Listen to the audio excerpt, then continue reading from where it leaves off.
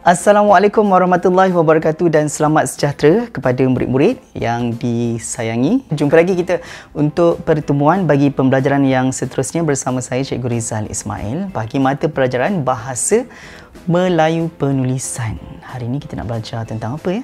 Okey, kalau nak tahu, terus setia bersama saya Cikgu Rizal Ismail untuk pembelajaran kita pada hari ini. Dan sebelum kita mulakan pembelajaran kita pada hari ini, jangan lupa untuk like, komen, share dan subscribe YouTube channel Rizal Ismail Riz TV sebagai tanda sokongan anda untuk saya hasilkan banyak lagi video yang bermanfaat. Jom kita saksikan dulu video yang saya sediakan ni. Surat untuk Farhana.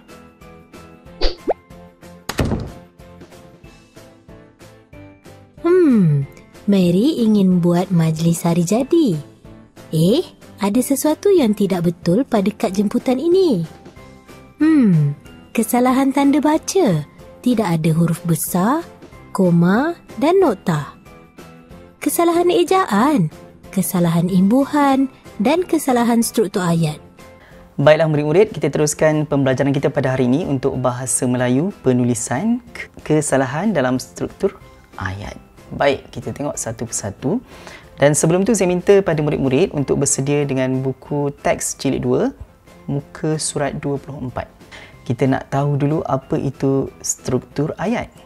Baik, struktur ayat ialah susunan kata dalam ayat bagi membentuk satu binaan. Baik, dengan kata mudahnya, ayat yang kamu bina tu tersusun. Ada nama, ada kata kerja, ada penerangan ayat. Struktur ayat yang baik adalah ayat yang tersusun. Seperti mana yang kita belajar sebelum ni, cara untuk membina ayat, ada siapa, buat apa, iaitu aktiviti dan juga keterangan ayat. Baik, untuk lebih faham, kita lihat ayat yang salah dan ayat yang betul bagi struktur ayatnya.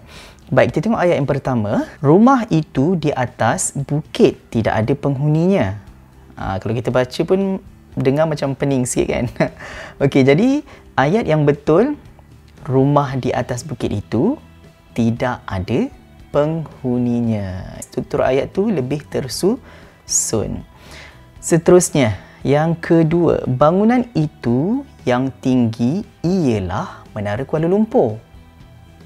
Kalau kita dengar ayat tu pun macam betul ke? Jadi kita tengok macam mana kita nak betulkan ayat tu. Bangunan yang tinggi itu ialah Menara Kuala Lumpur. Lebih jelas dan tersusun ayatnya. Seterusnya kita tengok contoh yang kedua supaya murid-murid lebih faham ya maksud susunan ayat ataupun struktur ayat yang betul. Okey, cuba sebut struktur. Okey, bagus. Kita tengok ayat yang salah seterusnya. Di seluruh negara dilanda banjir. Di seluruh negara dilanda banjir. Baik, bila kita betulkan ayat tu, seluruh negara dilanda banjir. Lebih cantik susunan ayatnya. Baik, ayat yang kedua, dengan kehadiran Tuan akan menyerikan majlis ini. Baik, kita betulkan dan cantikkan susunan ayat tu. Kehadiran Tuan akan menyerikan majlis ini. Baik, itu maksudnya susunan ayat. Kita susun ayat tu supaya perkataan-perkataan yang ada dalam ayat tu tersusun dengan lebih kemas. Baik, untuk lebih lagi faham, ya murid-murid buka buku teks jilid 2, muka surat 24 ya. Kita nak tengok dalam tu ada petikan berita semasa. Kalau murid-murid tengok ya, ini adalah petikan berita. Berita mesti ada tempat ya, ditulis dengan huruf besar, ada tarikhnya sekali. Murid-murid lihat perkataan yang saya merahkan ni. Sisa dikutip akan makanan 2 kali seminggu. Sisa dikutip sekali yang boleh dikitar pula semula seminggu. Dengar pun pening kan? Okey, seterusnya penggunaan jadual itu akan semua pihak memudahkan. Baik, seterusnya panduan buku juga akan ke setiap rumah diedarkan. Macam kita pening sikit baca kan? Okay, langkah ini memastikan untuk sisa buangan ke dalam longkang tidak akan terjatuh. Ayat yang seterusnya, harus bekerjasama untuk semua pihak melestarikan sekitar alam. Okey, murid-murid boleh tengok dalam buku teks. kita lihat satu persatu untuk setiap perenggan tu, ya, yang saya warnakan merah tu adalah ayat yang salah. Kita nak betulkan ayat tersebut menjadi ayat yang baik. Ini perenggan yang pertama, kita lihat satu persatu. Johor Bahru, 18 Julai, pihak berkuasa tempatan iaitu PBT telah mengeluarkan jadual kutipan sisa. Sisa dikutip akan makanan 2 kali seminggu. Sisa dikutip sekali yang boleh dikitar pula semula seminggu. Jadi kita nak betulkan dua ayat ni. Okey, kita tengok satu persatu.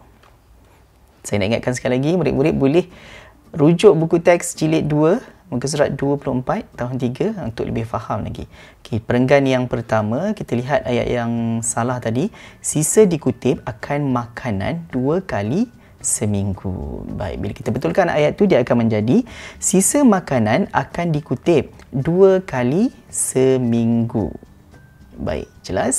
Seterusnya, kita lihat perenggan yang pertama juga yang ada 2 kesalahan. Ayat yang kedua, ayat yang salah, sisa dikutip sekali yang boleh dikitar pula semula seminggu. Saya baca pun pening. Baik, ayat yang betul, sisa yang boleh dikitar semula pula dikutip sekali seminggu. Baik, lebih jelas dan tersusun ayat tersebut. Kita pergi pada perenggan yang kedua. Pihak PBT berharap agar penduduk mematuhi jadual baharu itu. Okey, ayat tu betul. Okey, pengguna jadual itu akan semua pihak memudahkan. Macam terbalik ayat dia kan. Okay, pihak PBT juga akan mengedarkan risalah dan tata cara pengasingan sisa. Okay, ayat itu betul. Panduan buku juga akan ke setiap rumah diedarkan. Ya.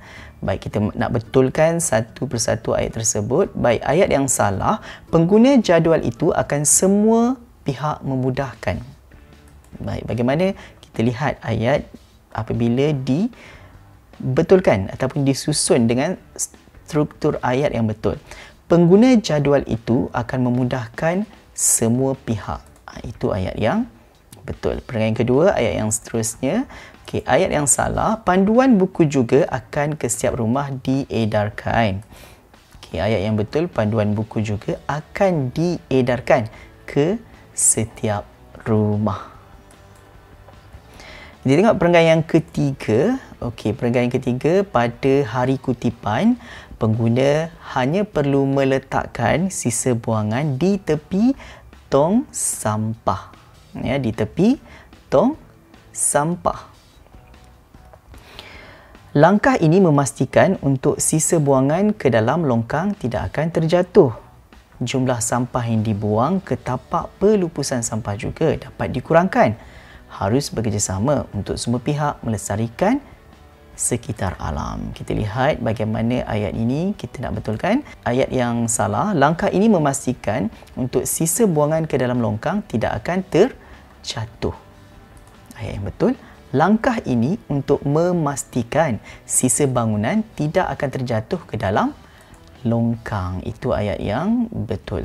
Baik, seterusnya perenggan ketiga juga, ayat yang tidak tepat ataupun susunan bahasanya, struktur ayatnya tidak betul. Harus bekerjasama untuk semua pihak melestarikan sekitar alam. Baik, ayat yang betul kita susun, semua pihak harus bekerjasama untuk melestarikan alam sekitar. Okey, jadi itu ayat yang ada dalam teks tersebut yang kita dah betulkan, yang dalam petikan dalam muka surat 24 tadi, ya, berita semasa. Jadi murid-murid boleh lihat semula petikan tersebut. Ya, kita dah edit dan murnikan hasil penulisan untuk tajuk berita semasa, perenggan pertama, perenggan kedua dan perenggan yang ketiga. Baik, saya tunjuk secara keseluruhan untuk petikan tadi. Kita ada tajuk jadual kutipan sisa. Perenggan pertama yang kita dah betulkan ayatnya, sisa makanan akan dikutip 2 kali seminggu. Sisa yang boleh dikitar semula pula dikutip sekali seminggu. Dan perenggan yang kedua, penggunaan jadual itu akan memudahkan semua pihak. Baik, itu ayat yang kita dah betulkan tadi. Dan seterusnya perenggan yang ketiga, iaitu perenggan yang terakhir. Langkah ini untuk memastikan sisa buangan tidak akan terjatuh ke dalam longkang. Semua pihak harus bekerjasama untuk melestarikan alam sekitar. Alhamdulillah, kita dah pun betulkan susunan struktur ayat dengan betul untuk petikan tersebut. Jadi sebagai kesimpulannya, apa itu struktur ayat? Apa dia? Okey, cuba jawab. Betul. Susunan ayat yang betul dan lengkap. Kenapa perlu struktur ayat yang betul? Supaya setiap ayat yang kita bina tu kita fahami, orang yang baca pun faham dan bermakna, ya, dan tak tergantunglah ayat kita tu. Okay, jadi itu fungsi struktur ayat yang betul supaya ayat yang kita susun dapat difahami. Alhamdulillah, dah pun kita selesai bagi pembelajaran kita pada hari ini untuk tajuk struktur ayat.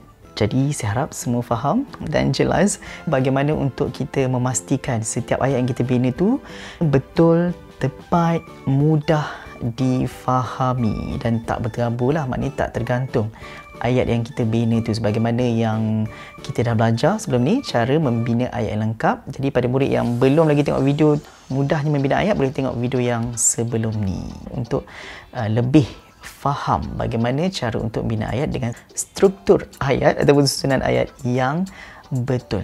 Okey, saya nak ucapkan ribuan terima kasih kepada semua yang setia mendengar pembelajaran kita pada hari ini sehingga akhir. Dah subscribe, terima kasih. Yang belum, like, comment, share dan subscribe YouTube channel Rizal Ismail, Riz TV. Jumpa lagi untuk pertemuan bagi mata pelajaran yang seterusnya akan datang. Assalamualaikum, selamat sejahtera. Okay, bye.